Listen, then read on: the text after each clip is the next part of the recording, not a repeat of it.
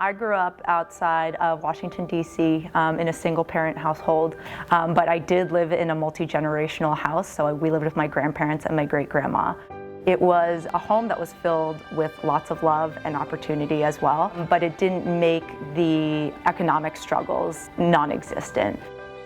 What we lacked in funds, we made up for in love, but it still was really hard to envision a future.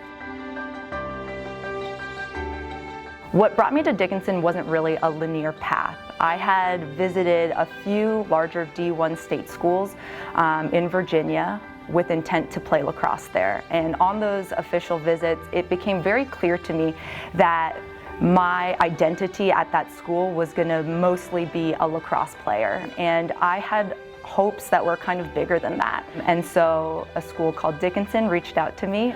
One of the things that I loved when I came here was that about half of the visit pertained to lacrosse, and then half of the visit pertained to everything I could do outside of lacrosse.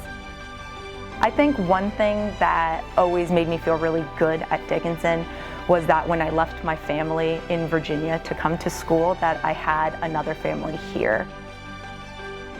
I was lucky to be a part of the women's lacrosse team in that I stepped into a space where you have successes, you have failures, but regardless of all of that, when the day is over, you have someone there to fall back on if you need it.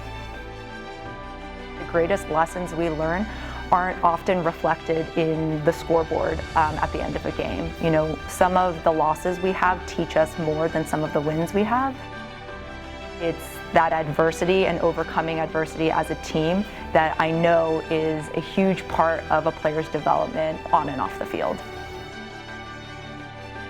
Life isn't just a stepping stone where you leave behind all the places that you've been, but you have to reinvest in all the places that touched you. Look at the people, who impacted your life, and how can you impact them as well. So my Dickinson experience wouldn't have been possible without scholarship and financial aid, and I'm so grateful for those who step up and make those amazing gifts. It's a really strong feeling to know that somebody out there, even if you haven't seen their face, has faith in you that you're going to do great things and you're worth being invested in.